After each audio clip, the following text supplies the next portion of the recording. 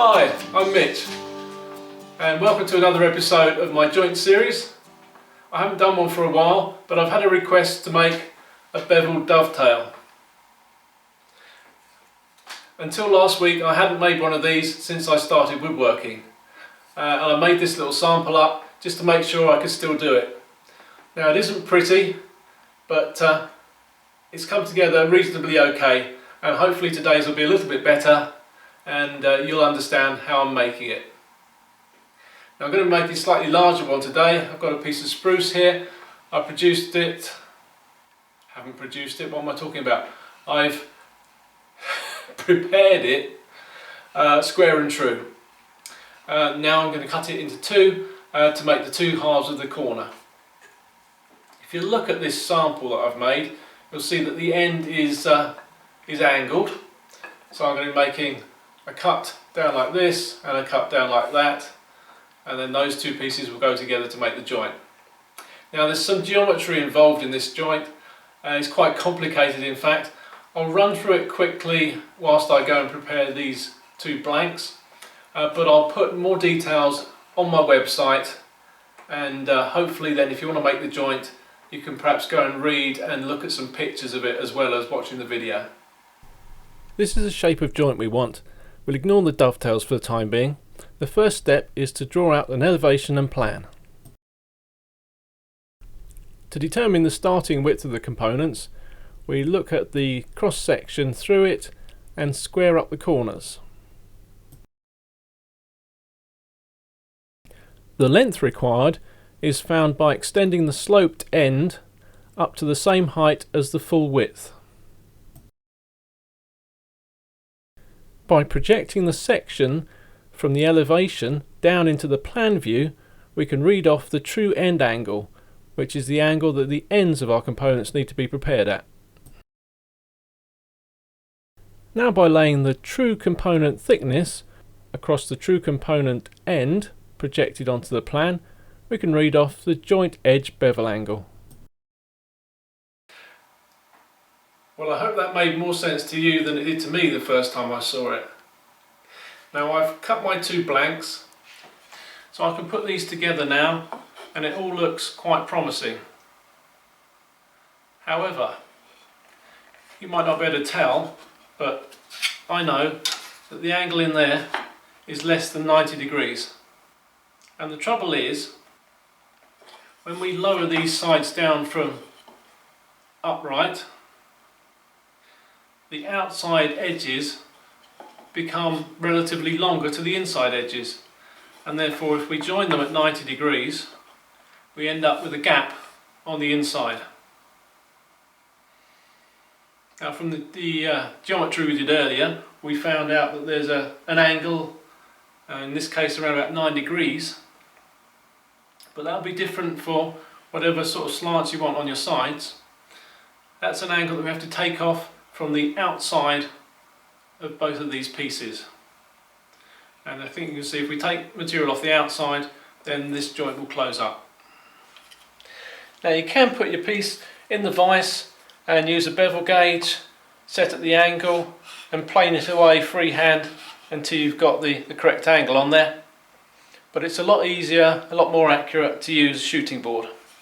I've got my regular shooting board here and I've installed on it a wedge which has got the angle complementary to the true end angle that we calculated. So those two make 90 degrees. That slips in against my 90 degree fence. Next to that I've got a ramp. I just knocked this one up quite quickly, as you can see. But that is of the 9 degrees that we need. That slips in there. Now just going back to the setup we've got, we want to take material off the outside edges. So before we do anything, let's just mark those outside edges.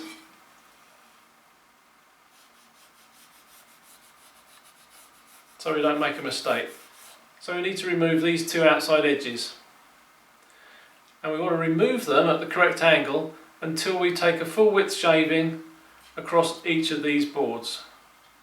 So I'm going to draw some lines right across, and as we plane, those lines will slowly creep across to the other side, and with the final shaving we'll just take the final little bit of that line off.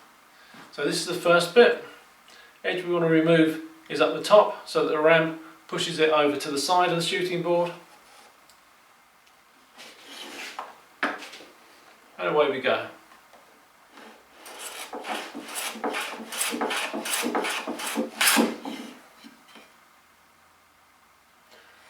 And we just got the tiniest amount of pencil left right on this corner, so another 1 or 2 shavings and that'll be it.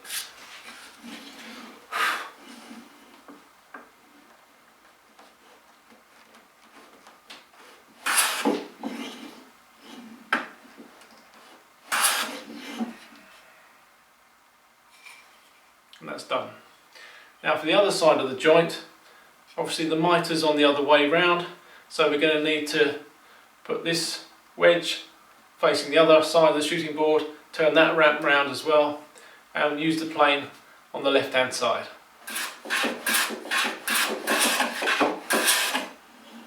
And there we go, perfect.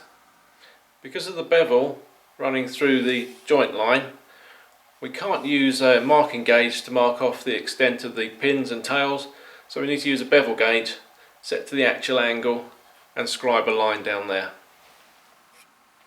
Now sadly we can't use a dovetail gauge to set this out because the angle means that it throws out the guide and the slopes on the dovetails are going to look ridiculous and they're not going to be that strong. One side's going to be really steep, the other side's going to be really shallow. Before I lay out, an important thing is to realise, because the sides are sloped and we'll want a flat bottom and top, we're going to be taking a chamfer off here to bring it level. So we're going to be losing material on the inside top edge and the outside bottom edge. So setting the bevel gauge to the slope angle, I can then mark for the amount of material that's going to be removed both at the top and also down at the bottom. And if I transfer those lines round, they'll show me where I can't lay out for my tails. 3/4, pin of 1/4, tail of 3/4. So I've got space for a tail, space for a pin, a tail, a pin, a tail, a pin, a tail, and a pin. Go down to the next one, mark it in, and the next one. To mark the tails across the end grain, make sure that the stock of your bevel gauge is tight against the face of your work, and the blade will be floating, as you can see here. The reason is, if you put the blade flat on the beveled end, then the slope angle is not the correct angle. So we've got the tails marked here, we've transferred the cut lines around to the end grain, just mark the waist, and we can go and cut those in the vise.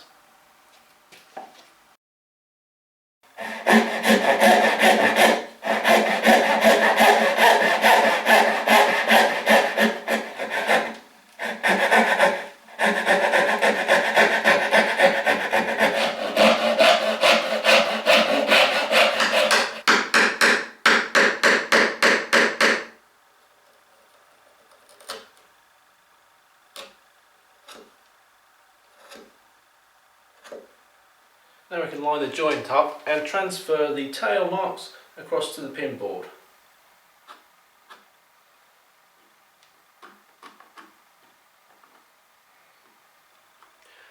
To mark the pins on the face, we need to use the bevel gauge again to make sure we keep it parallel with each side of the work.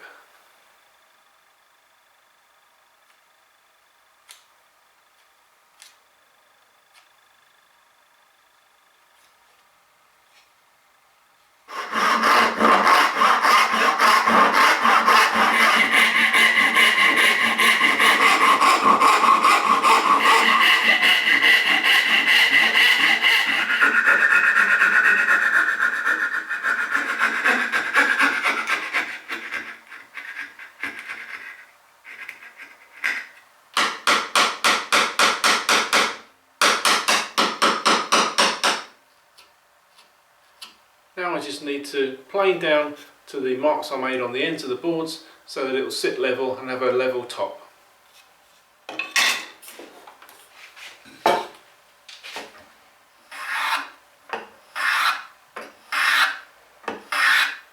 And now it's simply a case of putting it together.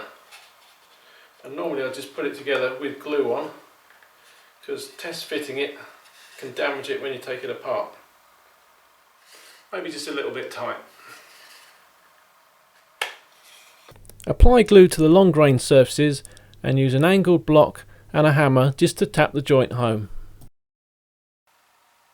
Well, that was a bit of fun, and I have to say that this is definitely the toughest joint in the series so far, certainly fixed joint anyway. But it was fun to do. I'm very pleased with the results. As you can see, externally very good fit. Internally I can see a little bit of a gap here and there, but actually not bad at all. Now if you have a go yourself, don't forget I intend putting up some written instructions on the Hand Cut Joints website, which you can get to from my main website. Hopefully those instructions together with this video will give you enough knowledge to at least have a go at this joint. Cheerio!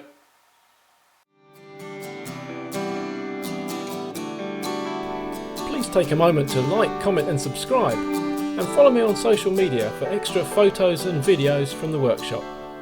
Cheerio!